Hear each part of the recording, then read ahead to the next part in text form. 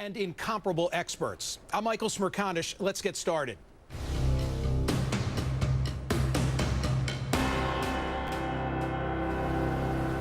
New today, Malaysia is demanding full access to the crash site of Malaysia Airlines Flight 17 in eastern Ukraine. The country's transport minister says it's inhumane if investigators are not allowed into the site, which is in the heart of a war zone. The bodies of 298 people, including 80 children, are still lying in fields patrolled by rebel gunmen. So far, international monitors have only been allowed at the site by the gunmen for just 75 minutes. Malaysian officials will go to Ukraine's capital to make sure the bodies are retrieved so that they can be laid to rest. U.S. and Malaysian officials suspect pro-Russian rebels took down the aircraft using a missile launch system that may have come from Russia. Our Ivan Watson joins me now from Kiev, Ukraine. Ivan, I understand you've spoken with the Ukrainian Prime Minister about the troubles that investigators are having at the crash site. That's right. I spoke with the Ukrainian Prime Minister Arseniy Yatsenyuk, asked him if there are any negotiations going on right now between the Ukrainian government and the rebels to ensure safe access to the crash site. This is what he had to say. But the key problem is that these Russian-led guerrillas blocked an access to the crash site, and we cannot hold an investigation. Even more, they've taken 38 bodies to an undetected spot. We need to recover the bodies and to start a full-fledged investigation. But Russian-led terrorists do not allow us to do this. Michael, in addition, the Prime Minister and other Ukrainian officials continue to make an arguably somewhat compelling case that the missile that is believed to have brought down a flight MH17 was fired from rebel-held territory in eastern Ukraine. They're saying that it was shot down by a Russian-made anti-aircraft surface-to-air missile system known as the Buk M1.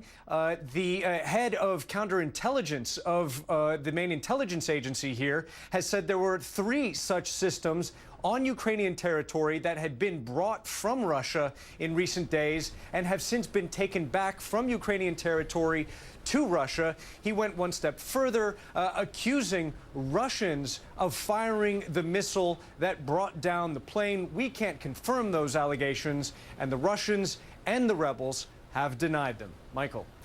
Ivan Watson, thank you for your report. All signs point to pro-Russian rebels in Ukraine and to possible involvement by the Russian military in this tragedy.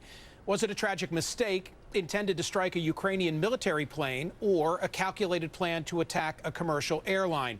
And what will investigators be able to determine from U.S. satellites?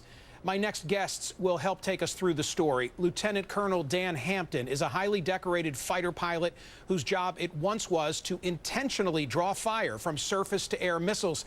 He's the author of the book Lords of the Sky. And Lieutenant General Mark Hertling is the Army's former commanding general for Europe, a graduate of the Air Defense School and an expert on Ukraine. General, let me begin with you. What would you expect us to be able to learn from the satellite information? Well, I'll start off, Michael, and say that it depends on where we were looking at the time.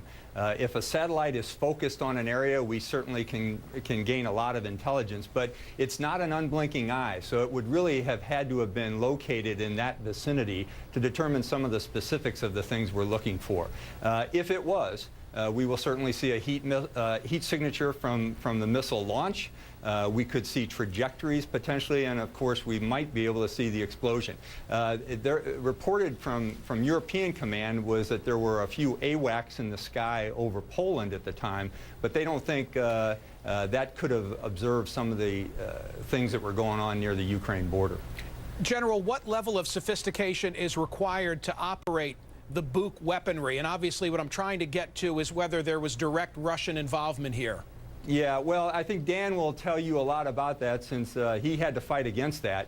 But the SA-11, or the Gadfly is the NATO terminology for this weapon system, is a tough system to operate. It is not a video game. It takes a look at altitude, bearing, and speed of an aircraft. It's designed to shoot down cruise missiles and maneuvering fighter jets that might give off chaff or other kind of radar spoofs. So when you're talking about shooting down an airplane that's over 30,000 feet in the sky, it's not that difficult, but it is difficult to maneuver this weapon system and shoot it. Interesting report recently saying that there were 3 of these in the area. If that is true, that's how they usually operate, in groups of 3s. That's an air defense battery, and it's usually associated with a radar system, even though each one of these guns have radars on them.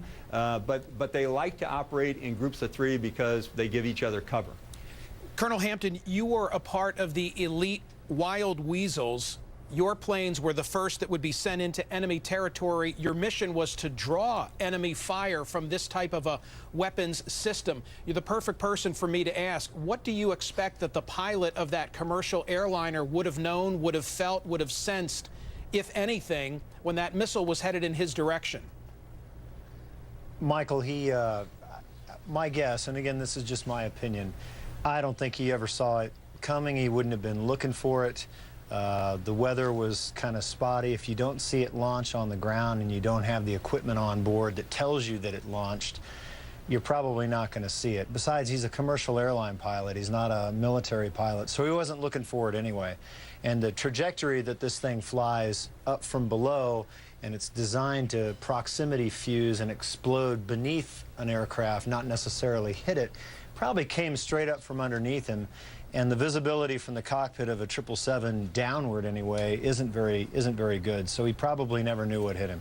And I take it, Colonel, that even if he had known it was coming in his direction, unlike you in a military capacity, there would have been no evasive measures available to him.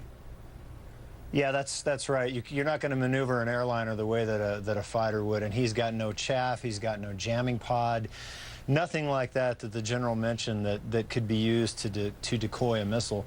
What was interesting, though, that just came out that you two were discussing was the fact that they're talking about, you know, the 3 vehicles. One of those vehicles in a battery is supposed to be an acquisition radar, which looks at all the targets in the sky, decides what's a target, and then passes that information on to the target engagement radar with the missiles. And I had always supposed that they had just gotten a hold of one of these self-contained missile vehicles. It's called a TELAR, that has a radar on it and missiles, but it's not quite as discriminating as the big acquisition radar. So if they were traveling around in groups of 3 and one of them was an acquisition radar, then the chance that they knew that this was not a military transport plane is probably pretty good. If it was just the target engagement radar that they were using, they probably wouldn't have known, which means they shot it down by mistake.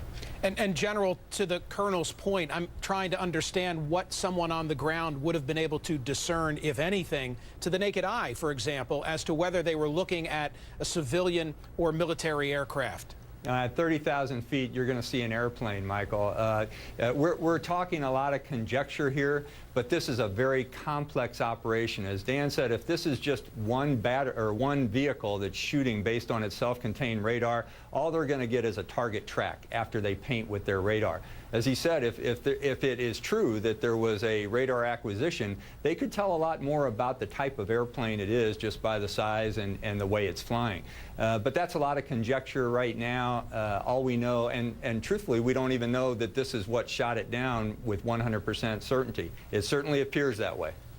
And Colonel, the extent of the debris field would certainly suggest that it was shot out of the sky. In other words, this was not an impact and therefore limited in one geographic area. Yeah, I think it'd be a lot different if it had blown up at 33,000 feet. Everything that I've seen, and we haven't seen much, indicates that it was hit by probably a single missile and came apart at 33,000 feet, not necessarily exploding because some of the fuel tanks have come down relatively intact. And in my mind, I'm not really sure. I mean, it's important to find out who did it, but I'm more concerned about what happens next and whether Putin uses this as an excuse now to declare martial law and move into the eastern Ukraine, or if he declares a big, peace initiative and acts like the big man on campus to sort of diffuse world opinion. It's a good in point. either case, I don't think we're going to get a traditional crash scene investigation out of this. They have no reason to cooperate until they sanitize it and get rid of whatever they want to get rid of there. Colonel Dan Hampton and General Mark Hertling, thank you for your service and your expertise here. We know flight MH17 was shot out of the sky, but we don't know what happened during its final moments in the air. Coming up, what the plane's black box data recorders might tell us, and later, the political implications of this tragedy here at home. I think all I can say about it now is what President Obama and what our government said. We need to wait to make any definitive statements until we know exactly what happened, but it was sickening.